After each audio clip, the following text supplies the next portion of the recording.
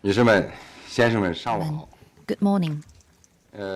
欢迎大家 Welcome to the press conference hosted by the State Council Information 正 Office. 如大家所知道的， As you may have known, 昨天闭幕的13届全国人大四次 yesterday, 会议 at the just concluded 表决 fourth session 并 of 高 the 票通过了全国人民代 13th 表大会 National People's 关于完 Congress, 善 it 香港 adopted 特别行政区 by 选举制 overwhelming 度的 majority the decision of the MPC on improving the electoral system of the Hong Kong Special Administrative Region. 道理等方面 To give you a better understanding of the decision 比 from 较准 the 确、 legal 比较 perspective 精准的了解 and give you a correct understanding of the decision, 国务院 we 法案 have invited the Executive Director of the State Council Hong Kong and Macau Affairs Office Zhang Xiaoming, Deputy Director of the Office Deng Zhonghua, and Deputy Director of Legislative Affairs Committee of the MPC Standing Committee, 并回答 Mr. 各 Zhang 位 Yong, 关心的问题。 to give you a briefing and answer your questions. Now I would like to give the floor to Mr. Zhang. 记者朋友们，早上好。 Good morning, friends from the media. 13届全国人大 Yesterday afternoon, the 13th National People's Congress adopted at its fourth session the decision of the National People's Congress on improving the electoral system of the Hong Kong SAR. 这是继香港 This 国安法 decision 出台之 is 后 another major step on Hong Kong's governance taken by the central authorities following the adoption of the law on safeguarding national security in Hong Kong. 具有重要的 It is a key measure to safeguard stability and security in Hong Kong SAR. It is also a milestone in implementing the policy of one country, two 香港 systems. 议题， The MPC has made major decisions on Hong Kong both this year and last year. 体现了 This fully demonstrates the great importance attached to Hong Kong affairs by the Central Committee of the CPC with Comrade Xi Jinping at its core and the top-level design it has 习 made 近平总书记 on Hong Kong's 思港 governance. 方略。 This fully embodies the 全国人大决定草案附表决的时候 philosophy of 我和张 Comrade 总 Xi 都在 Jinping 场 on governing Hong Kong. When the decision was passed overwhelmingly, 一共是 Mr. Zhang Yong and I 2895 were at the Great Hall of the People. 除一人投弃权票2,895 deputies were there. Apart from one who abstracted from voting, the remaining 2,894 voted for the decision. 人民大会堂内 When Chairman Li Zhangshu announced the voting result, the long round of applause 这掌声 made me very excited. 表达了包括香港 It 同胞在内 represents 全中 the 国 shared 人民 wish 共 of 同 all the Chinese people, including all compatriots in Hong Kong. It represents the will of the state. 是不可撼动的。 Such a will is unshakable. 2月22号， At the workshop held by the Chinese Association of Hong Kong and Macau Studies on February 22nd, 在 Mr. 出席 Xia Baolong, Vice Chairman of the National Committee of the CPPCC and Director of the Hong Kong and Macau Affairs Office of the State 围 Council, 绕 elaborated on the relevant positions and views under the theme of fully implementing the principle of Patriots administering Hong Kong, which was put forward by General Secretary Xi Jinping, and advancing the sound and sustained implementation of the policy of one country, two systems. 在香港社会啊， Mr. Xia's statement has drawn a warm public response in Hong 3 Kong. 月5号呢， On 全国人大 March 常委会 5th, 副委员长 MPC Vice Chairman Wang Chen 对完善香港特 made 别 a 行政区 detailed 选举制度的 explanation 必要性 on the 重要性 imperative and importance of improving the electoral system of the Hong Kong SAR, as well as the main points of the draft decision. 3月6号， In addition, while attending 国务院副总 group 理 discussions of Hong Kong and Macau CPC members and MPC deputies on March 6th and 7th, 会议 Vice Premier Han Zheng 和全国人大香港 made 澳门团 important 审会的时候 remarks on matters related to the improvement of the electoral system of the Hong Kong SAR. These state leaders made clear the position of the central authorities. Today, I will draw your attention to the great significance and profound impact of improving the electoral system.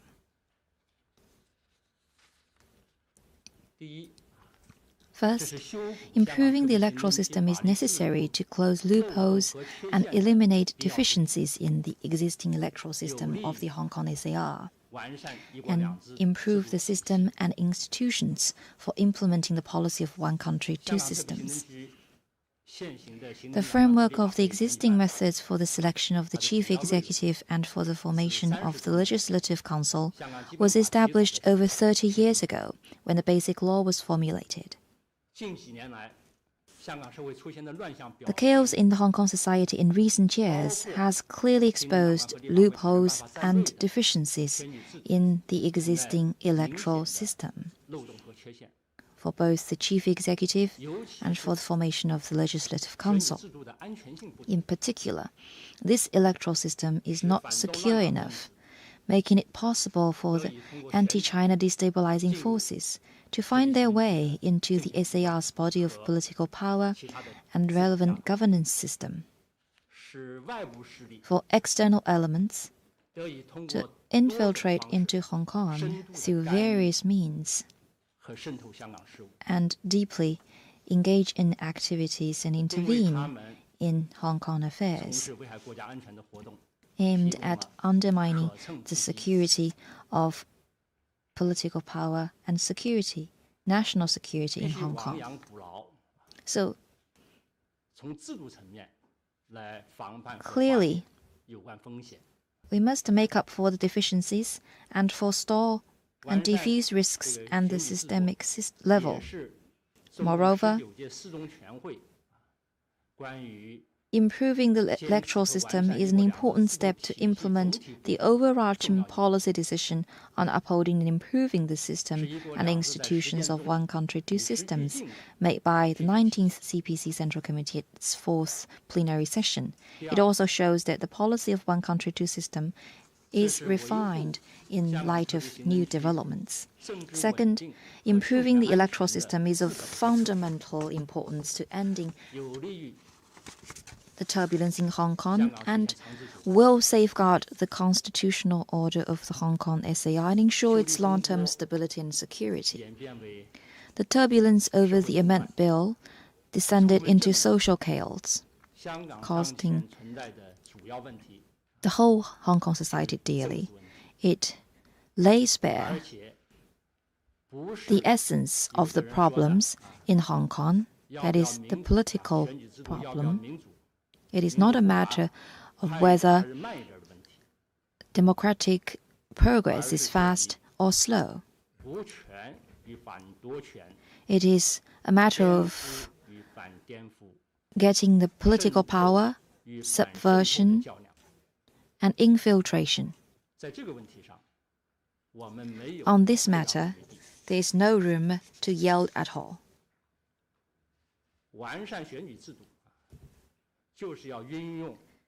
To improve the electoral system must follow the Constitution and the Basic Law, and to close a pathway within the political structure for the anti-China destabilizing forces to seize power. It goes in hand with the formulation of the law on safeguarding national security in Hong Kong. Together, they will fundamentally provide solutions to various kinds of chaos which damage the constitutional order of the Hong Kong SAR. They will safeguard national security, political stability, and security of political power in Hong Kong SAR. Third, improving the electoral system is a right choice based on Hong Kong's actual conditions. It is a step that will help steadily advance Hong Kong's democratic system and facilitate stable progress. As you may know, for the 150 plus years when it was under British colonial rule, there was no democracy to speak of in Hong Kong. It was only since its return to the motherland that the Hong Kong people have truly held their future in their own hands.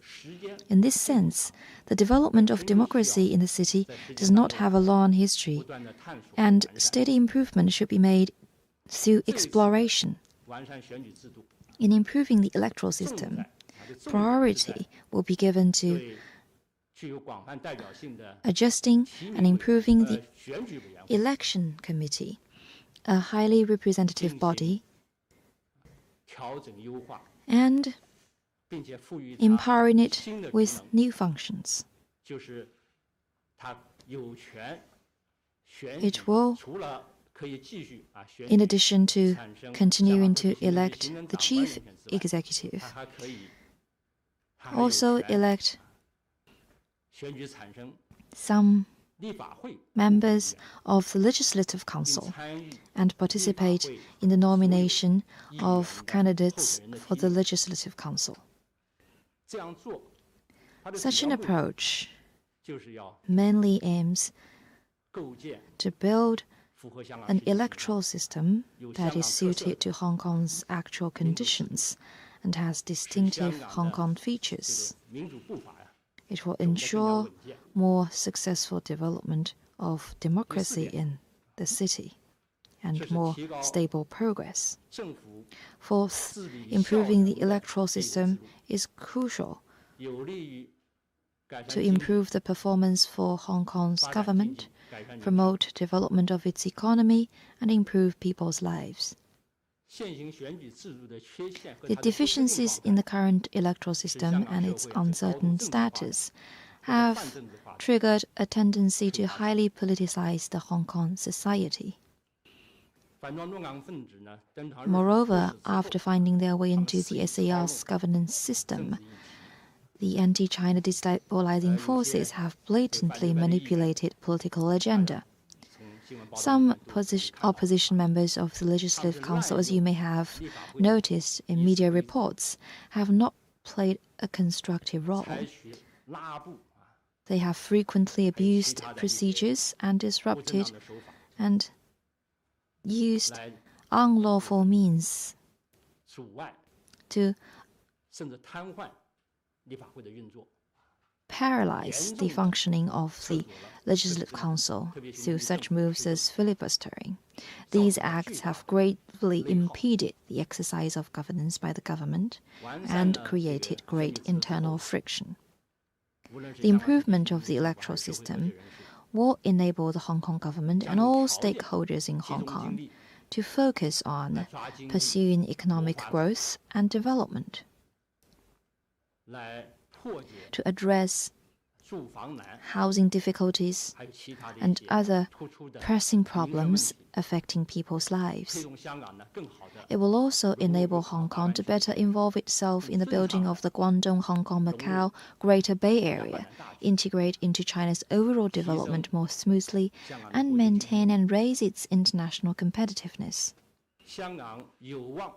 In short, it will help enable Hong Kong to break the political impasse and achieve good governance, so that more benefits will be delivered to the Hong Kong people. Fifth, improving the electoral system will provide a systemic safeguard for implementing the principle of Patriots administering Hong Kong and ensure continued success of the policy of one country, two systems. Patriots administering Hong Kong is not a new concept. As a matter of fact, Mr. Deng Xiaoping pointed out years ago when he was meeting the representatives from Hong Kong that Hong Kong must be administered by the people of Hong Kong, consisting mainly of patriots. Across the world, no country allows people who are unpatriotic to participate in the governance of the country or any place under the country's jurisdiction. It goes without saying that those who administer Hong Kong must be patriots.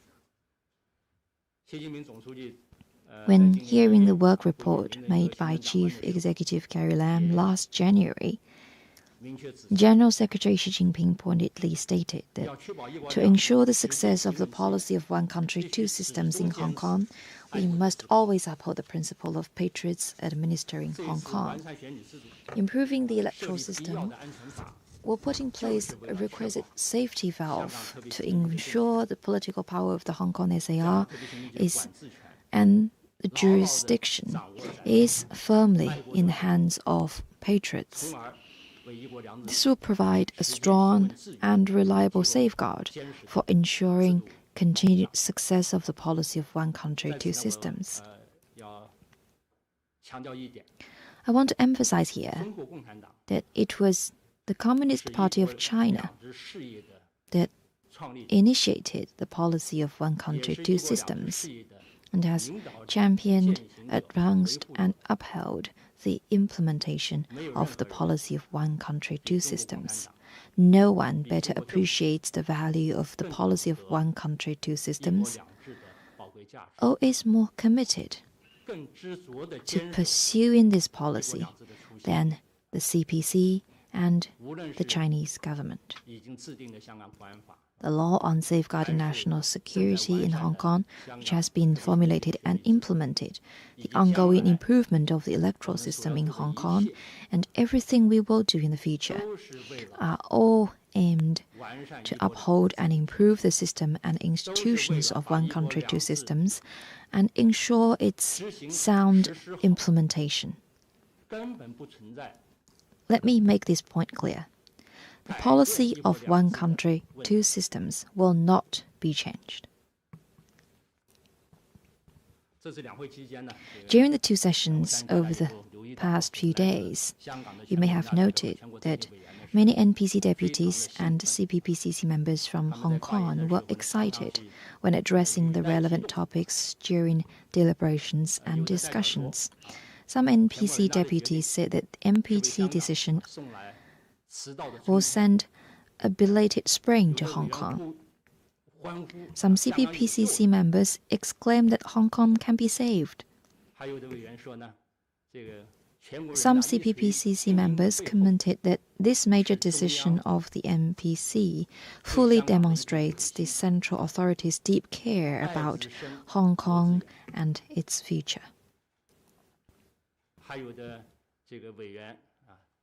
Some said that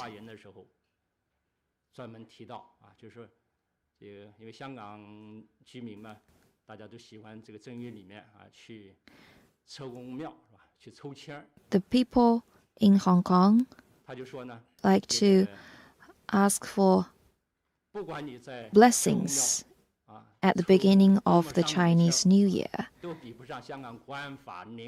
in the temple. And some members said that the improvement of the electoral system is the best blessing they can get. And I think these views and comments reflect the common aspiration of the Hong Kong people. And some said that just as a serious illness requires strong medicine, Hong Kong's electoral system needs a major surgery. I think surgery is a vivid illustration. To be more accurate, the envisaged improvement of the electoral system is like a minimally invasive surgery with an incision that is small but deep enough to remove the infection and allow for a speedy recovery. We firmly believe that with the improvement and revision, Hong Kong's democratic system will emerge more healthier, and Hong Kong's social vitality will be fully unleashed, and Hong Kong people will enjoy a better and more peaceful life. In recent days, the Hong Kong SAR government and people from various sectors in Hong Kong have issued statements, signed a petition, received interviews, and set up street counters to express their firm support for the MPC decision. Opinion poll results released by several institutes in Hong Kong in recent days also show that over 70% of those polled support the MPC decision. This is forceful rebuttal of the smears and attacks against the decision made by some overseas. Last year, when the law on safeguarding national security in Hong Kong was promulgated, I said here at the press conference that the law is an anchor of stability of the city.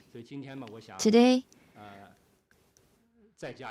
I can say that the improved electoral system will be a vital long-term safeguard for Hong Kong.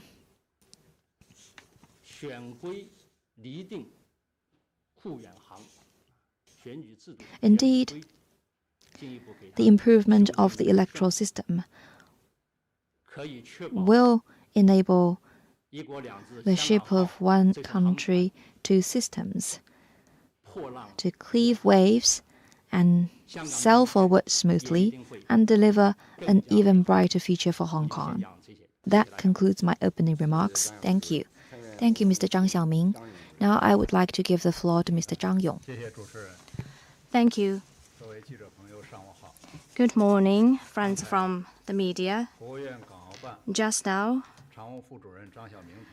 Mr. Zhang Xiaoming, Executive Deputy Director of the Hong Kong and Macau Affairs Office of the State Council, has expounded on the major and far-reaching significance of the MPC's decision on improving the electoral system of the Hong Kong SAR. Now let me give you a brief overview of the decision and its constitutional and legal basis. First, the gist of the MPC decision, consisting of 9 articles, is as follows. First, it sets out the basic principles for improving the electoral system of Hong Kong, namely upholding the policy of one country, two systems, safeguarding the constitutional order, ensuring Hong Kong's administration by patriots, improving the governance performance of the Hong Kong SAR, and safeguarding Hong Kong residents' right to vote and the right to be elected. Second, it establishes the core elements for elections of the Election Committee, the Chief Executive, and the Legislative Council. The focus is on restructuring the Election Committee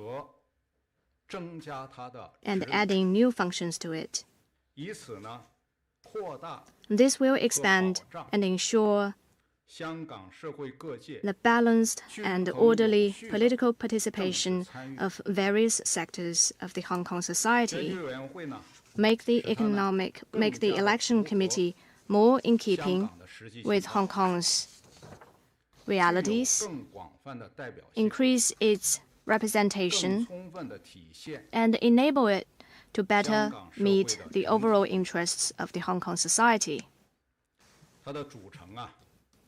The composition of the Election Committee will be expanded from 4 to 5 sectors, and its membership will be increased from 1,200 to 1,500.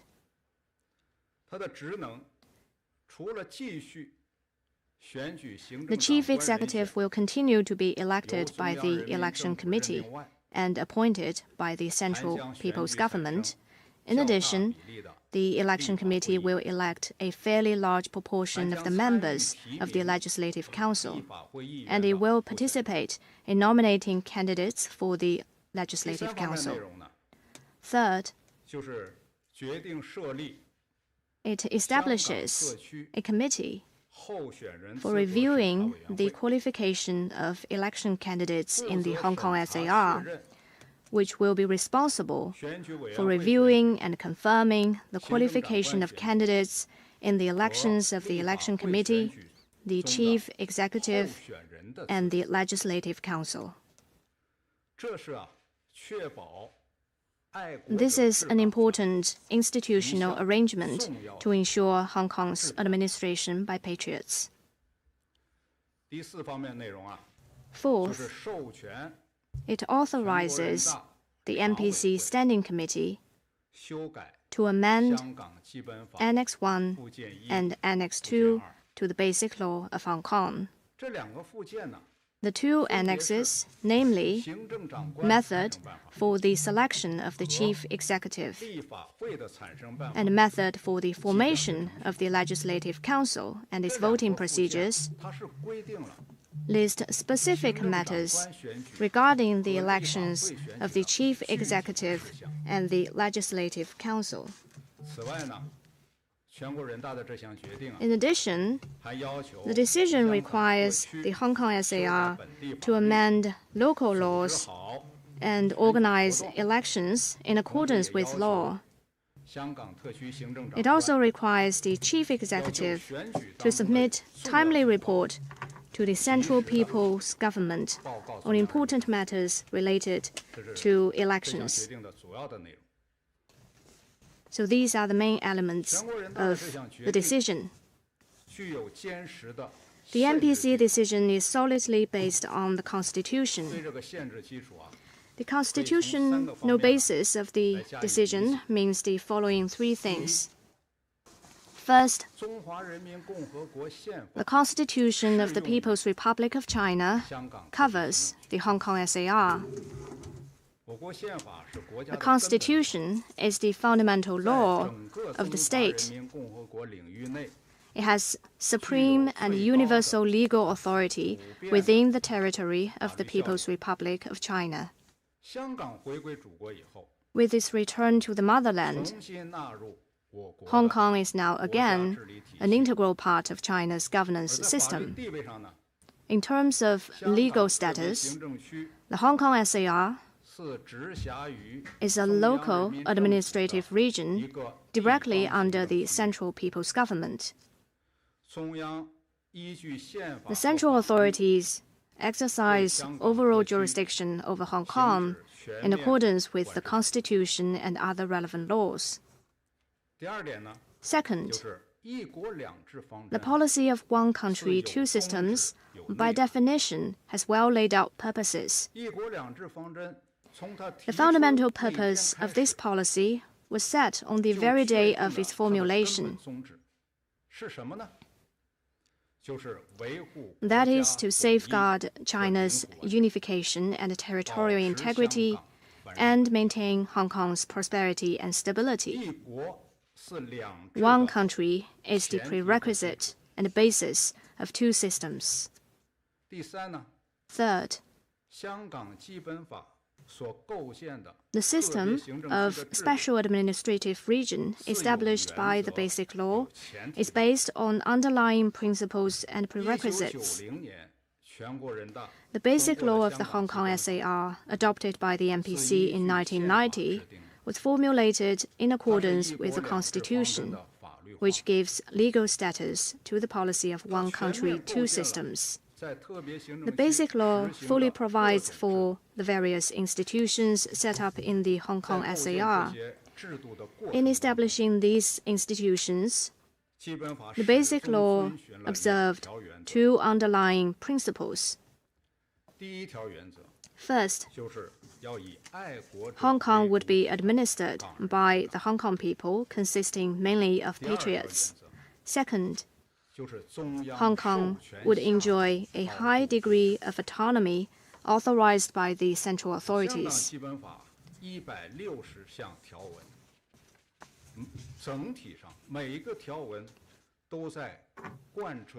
Each of the 160 articles of the Basic Law are committed to these two principles.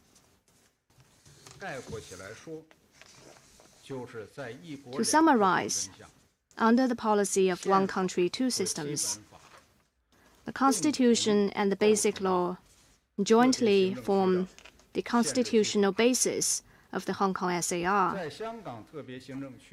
All the mechanisms and institutions of the Hong Kong SAR are built on this constitutional basis.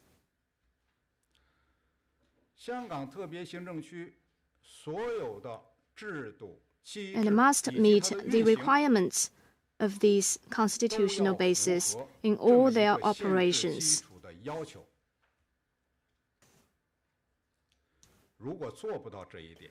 Should there be failure to meet such requirements, or violation and even sabotage of the constitutional basis, the relevant mechanisms and institutions must be revised and improved.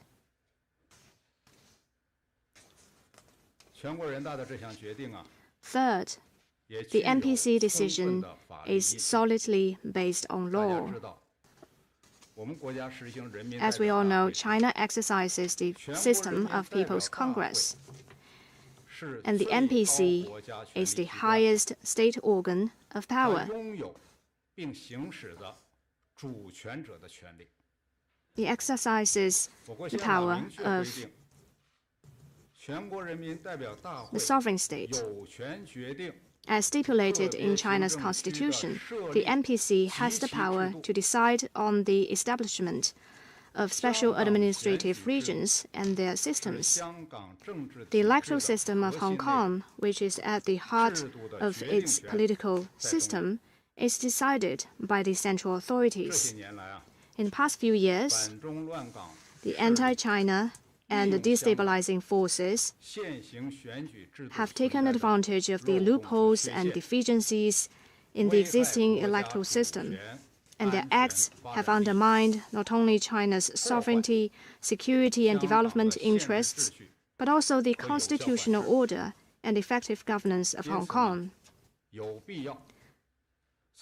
So the existing electoral system should be revised and improved with necessary measures. This is within the powers of the NPC, and more importantly, a responsibility the NPC must fulfill. I wish to stress that the NPC decision has indisputable legal binding force.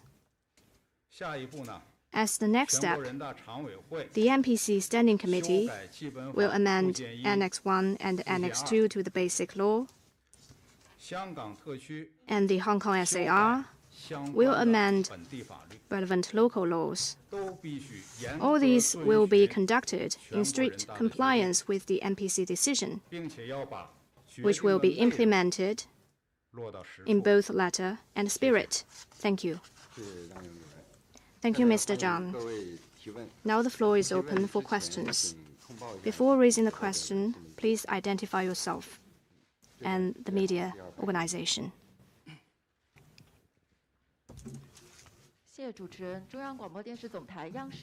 Thank you. With CCTV. Since last year, the central authorities has introduced a number of measures, including the national security law in Hong Kong. And this time, the NPC has made the decision on improving the electoral system of Hong Kong. How will that affect one country, two systems? And what systems will be improved? Let me answer your questions. Since May last year, the NPC and its National Committee has for 5 times made decisions or enacted law on Hong Kong-related affairs. They include the May 28th decision by NPC on improving and establishing the legal framework and enforcement mechanisms for safeguarding national security law in Hong Kong SAR, and on June 30th, the NPC Standing Committee adopted the Law on Safeguarding National Security in Hong Kong SAR.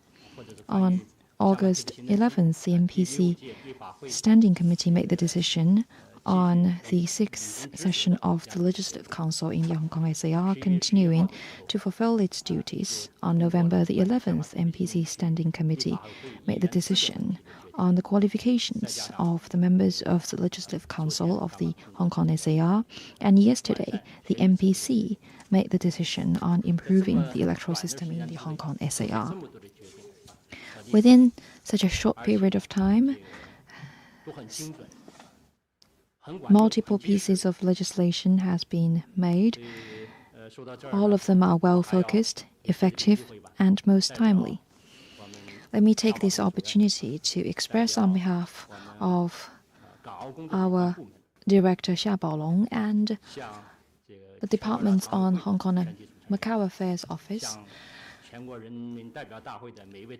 sincere appreciation to all the members of the MPC Standing Committee and all the NPC deputies. We would like to pay high tribute to all of them.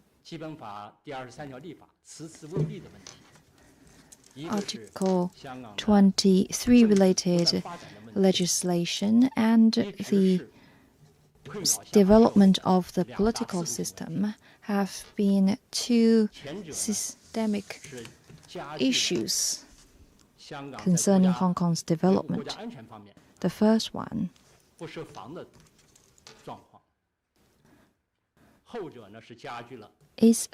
was a loophole in the security of Hong Kong, and the second one has exacerbated the political instability in Hong Kong. The national law on national security resolved the first matter, and the improvement of the election system has been a step to promote the solution of the second problem. And these two steps will go hand in hand and reinforce each other in consolidating the foundation for the sound and steady development of one country, two systems implementation. As for what reforms will the central authorities take going forward?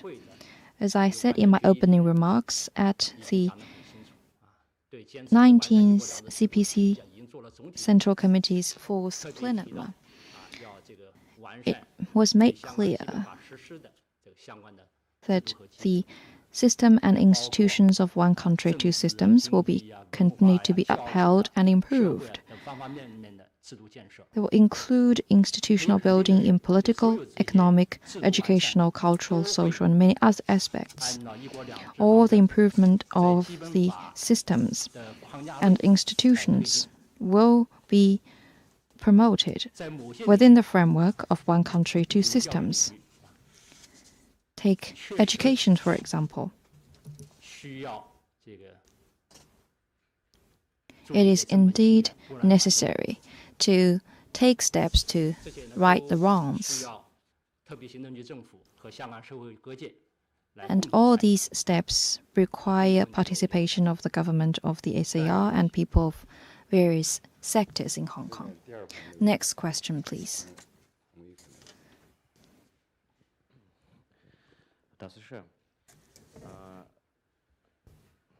My question is also about reform.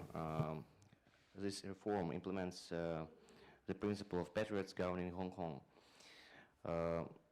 Can you give any details? Who will serve as a judge? Who will make decisions concerning politicians and officials through patriotism feelings? And will the moderate opposition be able to be elected to the Legislation Council after the reform?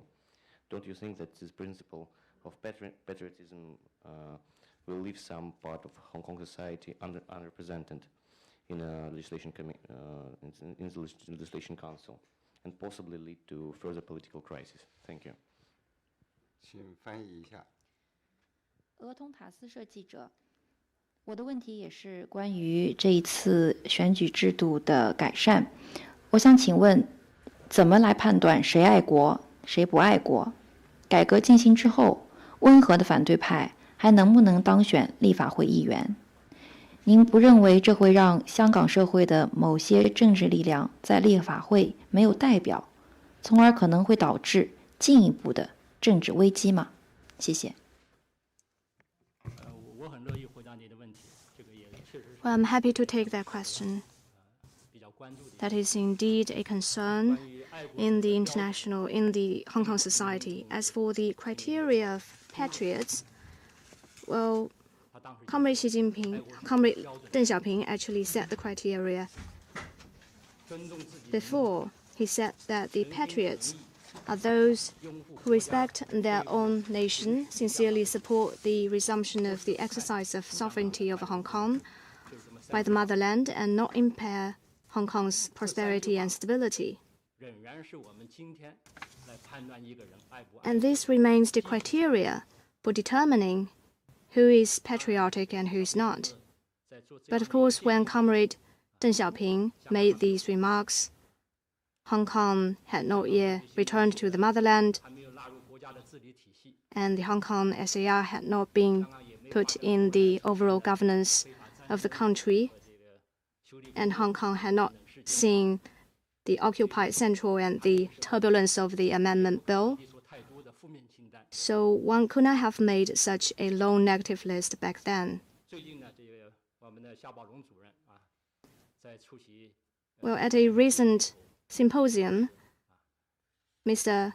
Xia Baolou pointed out 必然 that 维护国家主权安全， patriots would certainly support state sovereignty, security, and development interests, would certainly respect and safeguard the nation's fundamental system and the SAR's constitutional order, and certainly spare no effort to uphold Hong Kong's prosperity and stability. 港独分子 He also made it clear that those clamoring for Hong Kong independence and mutual destruction, and those challenging the country's fundamental system, are not patriots. 夏宝龙副主席的这些看法，我认为和 And the views of Mr. Xia Baolong 关于爱国者的定义 are completely consistent with Mr. Deng Xiaoping's criteria for patriots. 香港回归之后，一国两制时间的新情况、新问题、 And at the same time, 更具 he has made 性的一些阐述。 more relevant and more targeted interpretations regarding the criteria of patriots in light of the new situation. 爱国者治港， And by improving the electoral system of the Hong Kong SAR, the central authorities 和制度的 will provide institutional and legal safeguard for fully ensuring patriots administering Hong Kong.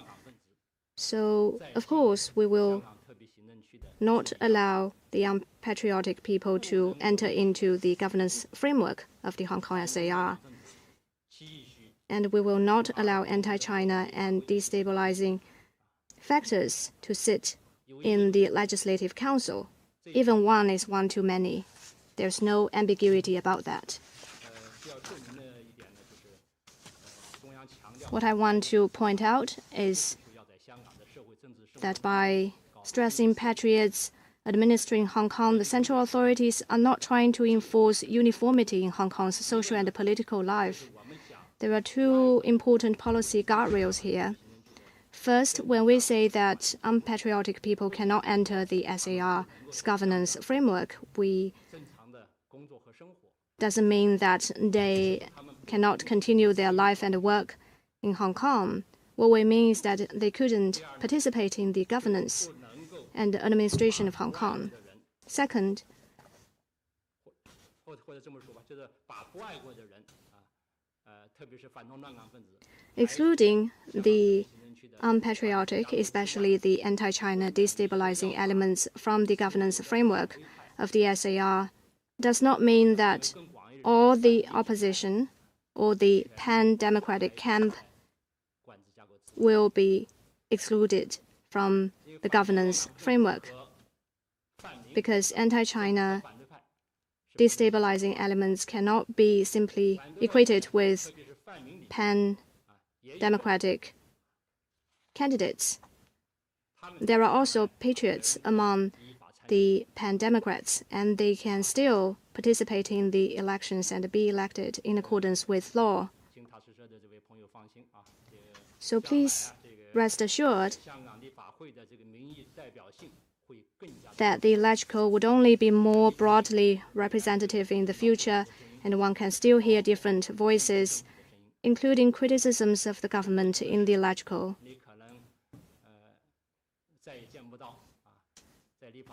All that would be missing are the circus performed by those who defiled the oath-taking process, the filibustering, and the ugly brawl. And that's all that would be missing. Thank you. Next question, please.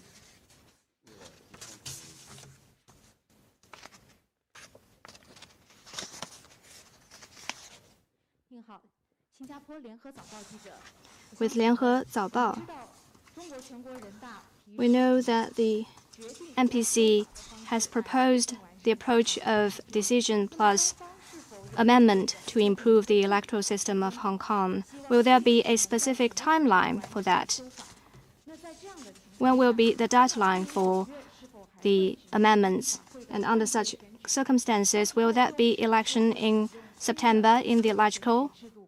Will the new protocols be adopted for the elections? Thank you for the question.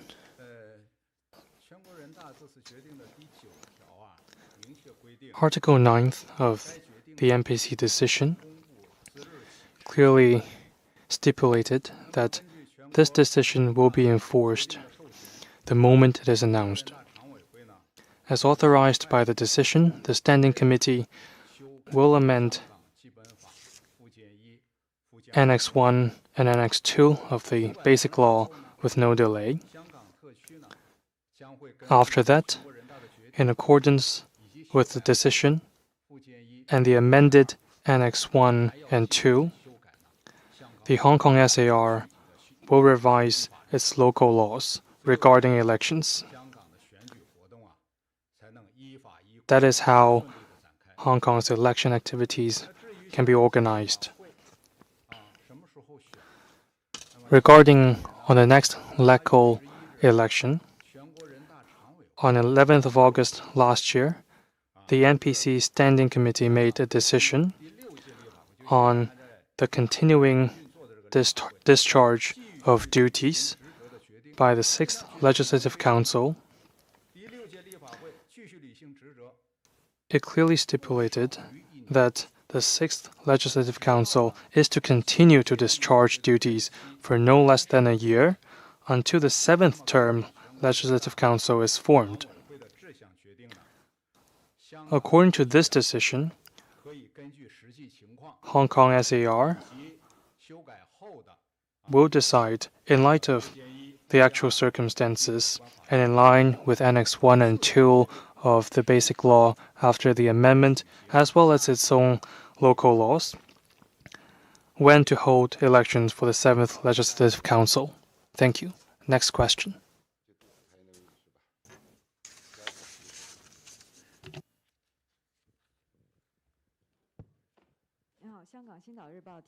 From Singtao Daily,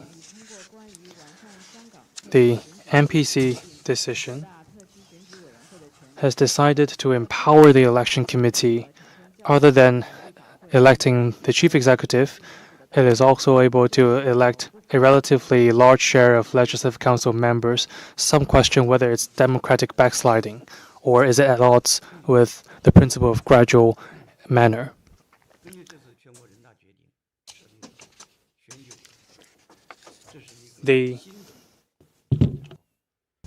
Thank you for your question.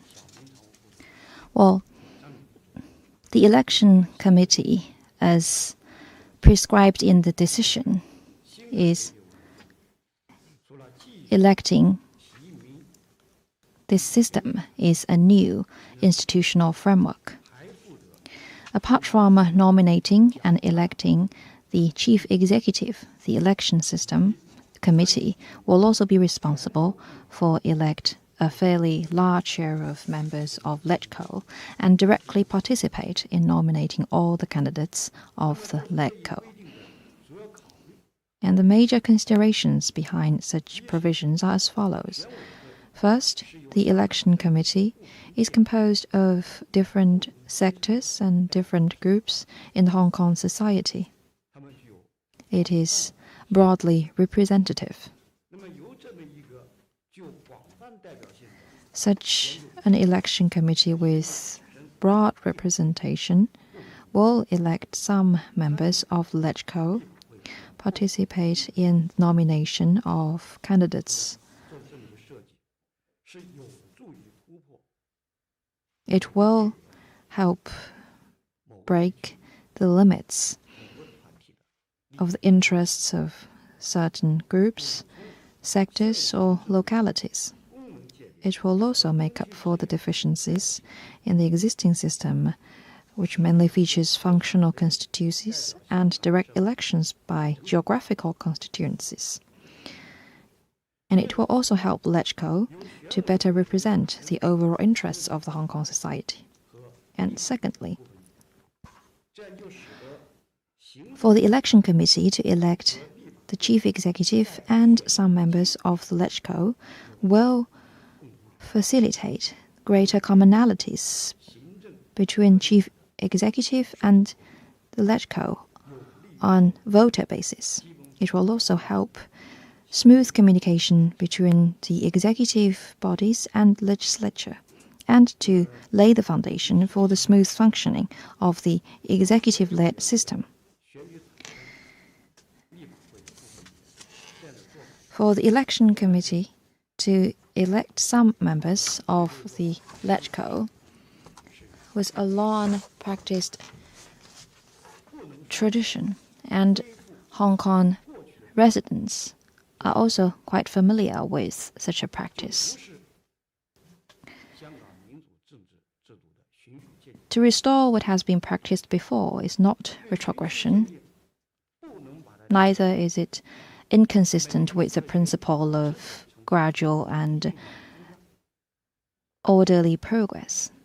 Such a principle cannot be interpreted as increasing the elements of direct direction in each and every election, as long as the general direction is to expand democracy and better protect the overall and fundamental interests of the Hong Kong society and protect the democratic rights and fundamental well-being of Hong Kong people. Such a method is a good method. Such a system is a good system. Thank you. The next question, please.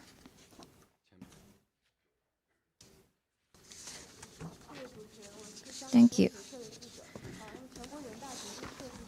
Now the NPC has decided to establish a system of qualification review committee. What is its significance for ensuring the access of patriots? And does it mean any conflict with the rights of Hong Kong residents as prescribed by the Basic Law? Establishing a qualification review committee, it is in charge of vetting and confirming candidates for election committee members, chief executives, and legislative council members. This is an important institutional guarantee to ensure that Hong Kong is administered by patriots. Its goal is to keep anti-China destabilizing forces out of the region's governance structure. That's clear-cut. It seeks to ensure the posts of chief executives, legislative council members, and election committee members are all held by patriots, so that the power to administer is in the hands of patriots. To establish such a mechanism is to see if candidates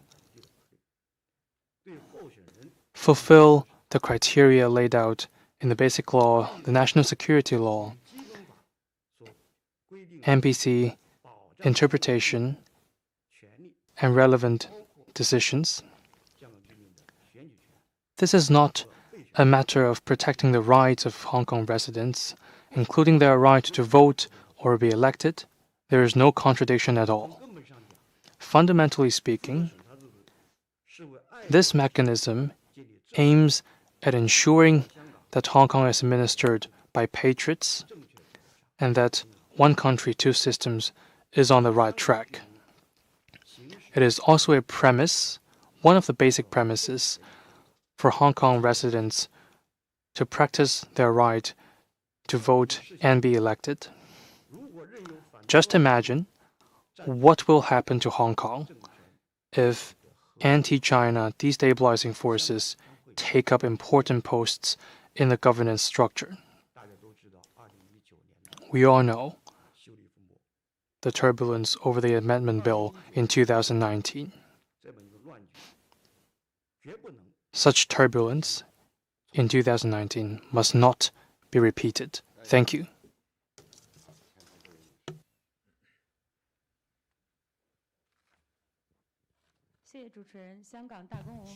Thank you. Ta Kong Wan Hui. Article 7 of Annex 1 and Article 3 of Annex 2 and the interpretation in 2014 laid out the rules to select chief executives and formation of LegCo members, so-called five-step process. Why, instead of sticking to the five-step process, the central authorities chose to adopt the decision plus amendment approach?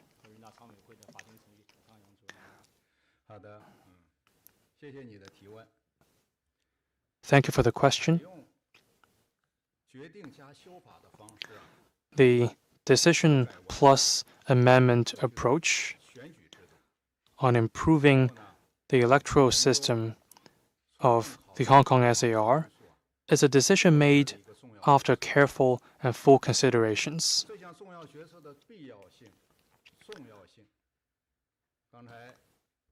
On its necessity and importance, Mr. Jiang Xiaoming already elaborated on that in his opening remarks. Let me add to that. What has happened in Hong Kong in the past few years suggested that there are institutional loopholes and deficiencies in Annex 1 and 2, mainly in two dimensions.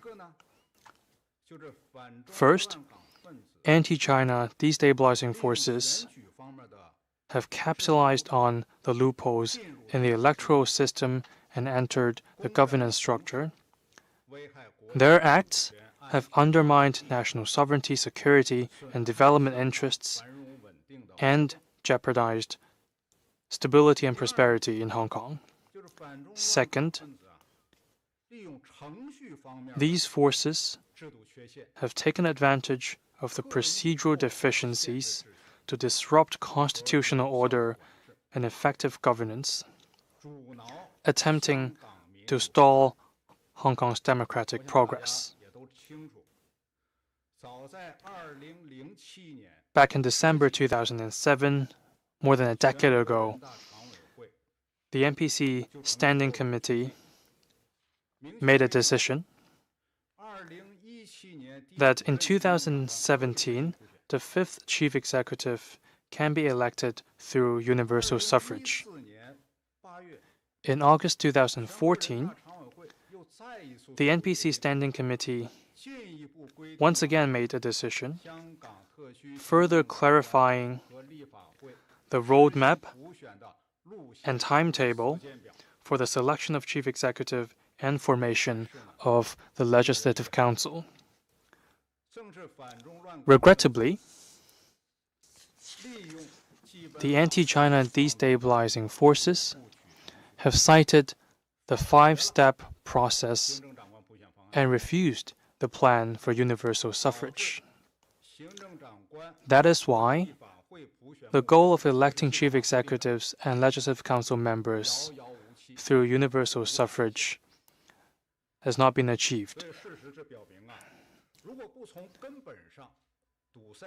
If we do not stop anti-China destabilizing forces from entering the governance structure by plugging the holes in the institution,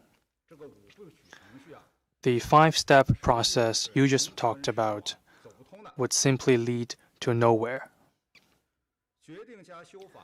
Decision plus amendment marks the efforts by the NPC and its standing committee to act in its constitutional power to establish a tailored democratic election system suited to Hong Kong's circumstances. Its goal is clear, that is to get the system right, ensure that Hong Kong is administered by patriots, restore constitutional order in the region, and enhance governance.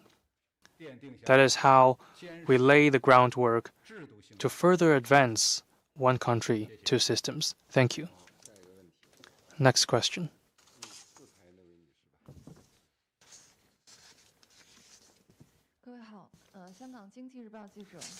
From Economic Daily.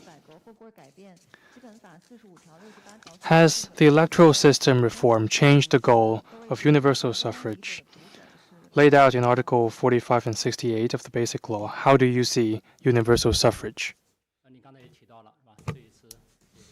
Well, let me answer your question. As you mentioned, the NPC has adopted the decision to improve the electoral system in Hong Kong. And as I said, it's like an small incision. It has not changed a single word or punctuation in Articles 45 and 68 in the Basic Law. And therefore, the ultimate aim of universal suffrage as prescribed by the two articles will not change. The central government has always firmly supported the Hong Kong HKSAR in developing democratic system suited to Hong Kong's conditions in accordance with the Basic Law. As Mr. Zhang Yong explained, back in 2015, the NPC adopted relevant decisions which clearly stipulated how Hong Kong could have realized universal suffrage. However, the opposition made every effort to obstruct the process, which included the so-called public nomination requirement. Such a requirement clearly violated Articles 45 and 68 in the Basic Law. According to such a requirement, anyone could nominate the candidate for chief executive and kickstart the process. I was in Hong Kong at that time. I had a public debate with the leader of an opposition party. So Hong Kong could have realized universal suffrage for the chief executive back in 2017. Who should be responsible? Who is obstructing the progress of Hong Kong's democratic system? And who is stopping Hong Kong from realizing universal suffrage? I think everyone has a clear answer in their mind. As for how to understand universal suffrage, any understanding should be strictly based on the provisions in the Basic Law. Universal suffrage, by definition, naturally entails universal and equal elections. As for the universal suffrage in Hong Kong, it should be provided and clarified based on the Basic Law and the relevant decisions by the NPC Standing Committee. Thank you. with CGTN. When the NPC made the decision, the State Department spokesperson of the United States condemned such a step as serious damage to the democratic system in Hong Kong, and what will be the Chinese government response to the sanctions by the Western countries? First, I would like to point out that how will the electoral system of the Hong Kong SAR be designed and improved? This is purely China's internal affairs, and no foreign country has the right to make any irresponsible comments. As far as I know, the United States itself has very strict laws and regulations against foreign interference in their elections. Well, recently, the U.S. House of Representatives just adopted a bill on safeguarding its election security. So this begs the question, why is it that the United States can amend its election legislation in light of its needs? And why the U.S. gets so jittery and nervous about the amendment of legislation of a local administrative region of China and tries to interfere in this process. Back in 2019, during the turbulence over the amendment bill in Hong Kong, where rioters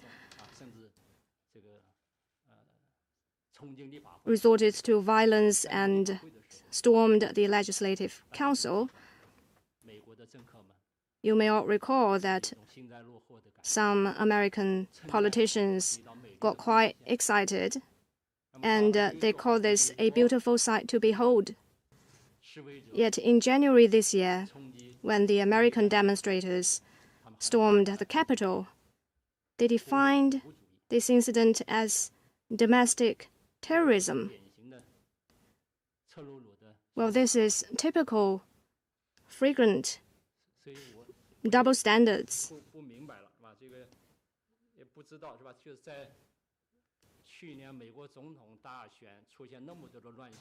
Last year, the U.S. presidential election has been surrounded with so much chaos, and in January, the U.S. Capitol was stormed violently. I don't know, after all this turbulence in the United States, how has the U.S. has any right to point fingers at China's domestic affairs and the democratic institution of Hong Kong? As we all know, at the 46th session of the Human Rights Council, representatives of 70 countries co-signed a statement urging relevant parties to stop meddling in Hong Kong affairs and China's internal affairs. Well, this fully demonstrates that hegemonism enjoys no support. As for the sanctions the United States so often slaps on other countries, well, it has long been despised by people around the world. Many of my colleagues at the Hong Kong and Macau Affairs Office, including Mr. Xia Baolong, Mr. Deng Zhonghua, and I myself, were listed last year for sanctions by the U.S. government. Well, actually, we wear it as a badge of honor. But in response to such sanctions, we always follow the principle of reciprocity. And our countermeasures will certainly teach them a lesson. Thank you.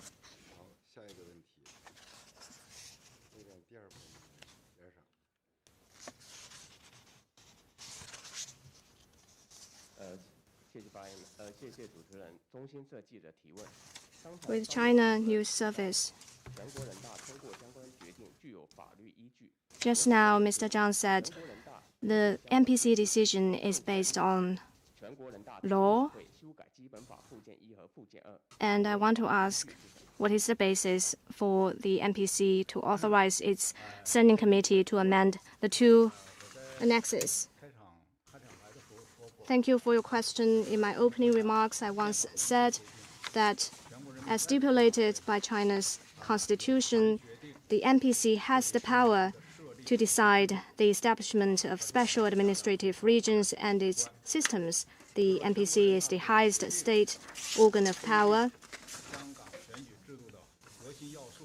so it has the right to prescribe the core elements of the electoral system of Hong Kong. This is based on strong constitutional and legal basis. In fact, both before and after Hong Kong's return, the NPC had made many important decisions on Hong Kong affairs. As for the issue you just raised, I can add that the methods for selecting the chief executive and for forming the electoral, namely the two annexes, are not put in the main body of the Basic Law, precisely because there were special considerations decades ago when the Basic Law was being drafted. These specific matters regarding the elections might be subject to adjustments as the situation changes, and annexes can be more flexible and easier to be revised when necessary. In fact, these two annexes had been amended back in 2010, and it was approved by and ratified by the NPC Standing Committee. As stipulated in the Constitution, the NPC Standing Committee exercises the functions and powers accorded to it by the NPC, so it is mandated to act on the functions and powers accorded to it by the NPC. So the planned amendments to Annex 1 and Annex 2 to the Basic Law by the NPC Standing Committee under the NPC authorization is consistent with the original purpose of the Basic Law and built on strong legal basis. And I hope that answers your question. Thank you.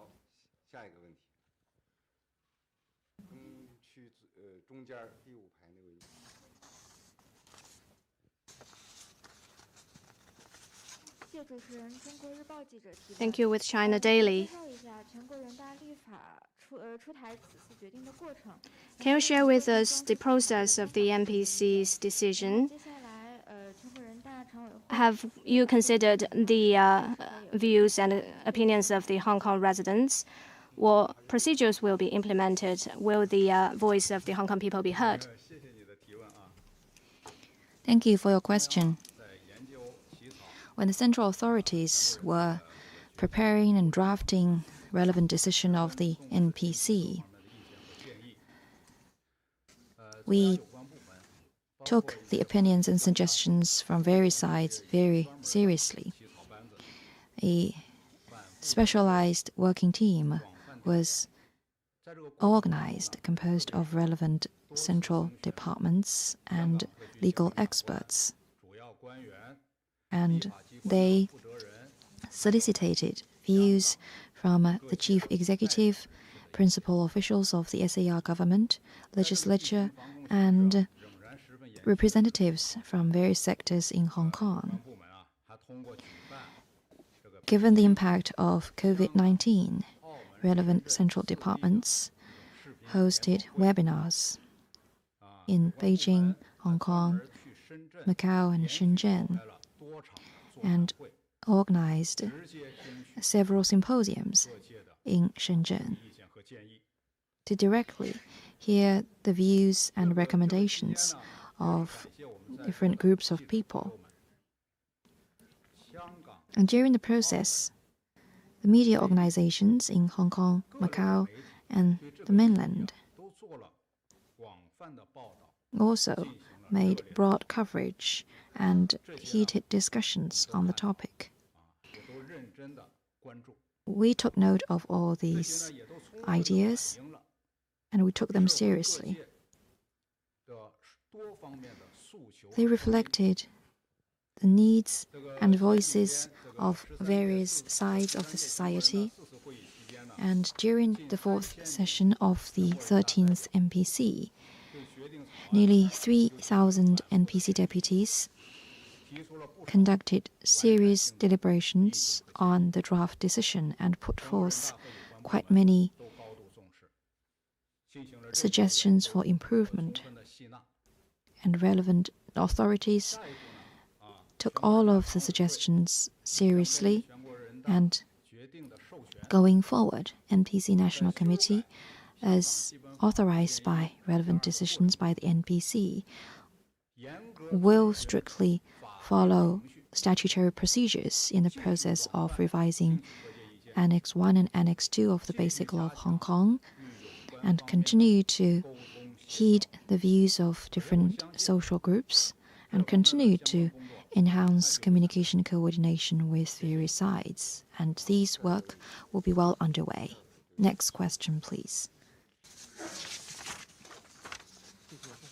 With Phoenix TV, my question is about the composition of the election committee. Why to increase the CPPCC National Committee member and the national group representative from Hong Kong as a fifth sector? What's the consideration of the central authorities? Well, we know that in the current electoral system, the Hong Kong deputies to the NPC are the official members of the election, and some of the CPPCC members are also on the committee. In the new system, all the CPPCC members among the permanent residents in Hong Kong will become members of the election committee. In other words, these CPPCC members of the Hong Kong SAR will also be ex-officio members of the election committee. In addition, the representatives of Hong Kong members of national organizations are added to the committee because they participate in national organizations and have greater understanding of national affairs. On the whole, those in the fifth sector have a strong appreciation of the country. Bringing them in could help enhance the committee's awareness of the role of the country so that it would more effectively uphold both the national interests and Hong Kong's interests. Thank you. In the interest of time, we'll have the last question.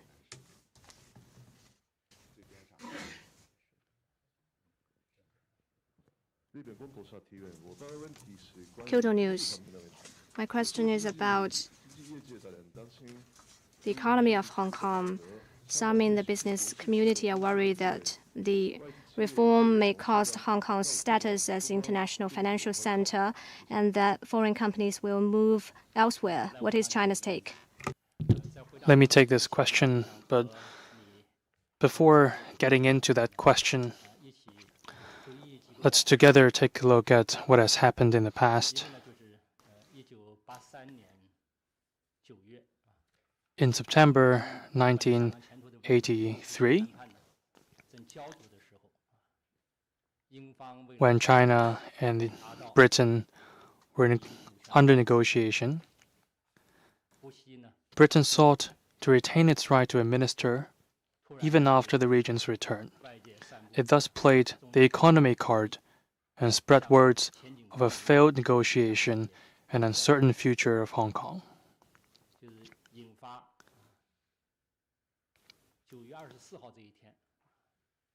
That led to what has happened on September 24th, marked by plummeting Hong Kong dollars, a bank run, and citizens hoarding necessities. It seemed Hong Kong was about to collapse. The day was remembered as a Black Saturday. Prior to Hong Kong's return in 1995, the Fortune magazine, on its cover, asserted the death of Hong Kong,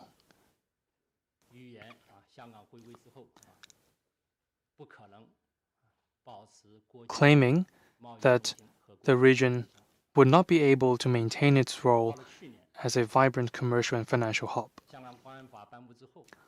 Following the implementation of the national security law last year, The Atlantic published an article titled "The End of Hong Kong."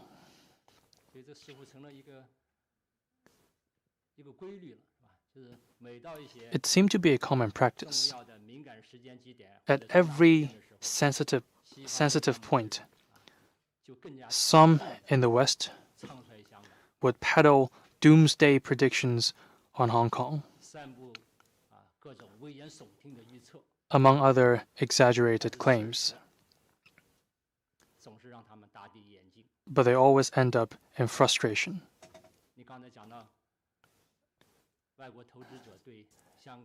You mentioned global investors' confidence in Hong Kong. According to my observation, after the implementation of the national security law, it instead of dampened investor confidence, the law had quite an opposite effect on investor confidence in the region. A few examples for you. Up to $50 billion flowed into the region. Surplus in Hong Kong's banking system hit a new high.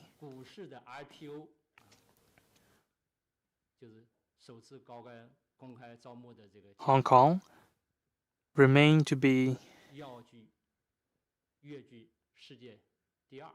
the number 2 most popular IPO destination for fundraising.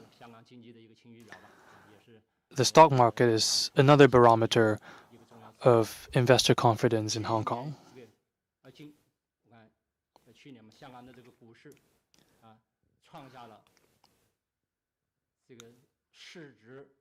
Last year, market capitalization of Hong Kong's stock market topped 50 trillion Hong Kong dollars, or even more than 50 trillion Hong Kong dollars.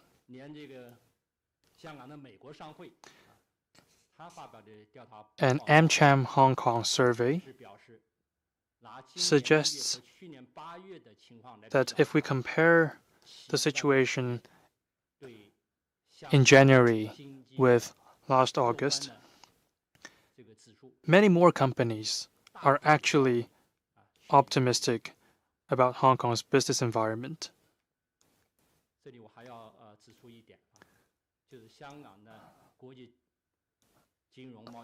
I would like to point out that Hong Kong's status as a financial transport hub is a result of long-time efforts. It is made possible by a full-fledged legal system, a large group of professionals, and a highly open market, including what they have in language. In addition, it is also attributable to the fast-growing economy in the Chinese mainland. It has also in turn boosted the growth of Hong Kong. It is something not replicable elsewhere. We have every reason to believe that the implementation of the national security law and the improvement on the electoral system of the region will make the overall environment, and in particular the business environment in Hong Kong, even better. It will also make its role as a global financial hub more robust. Thank you very much. Thank you. This is the end of today's press conference.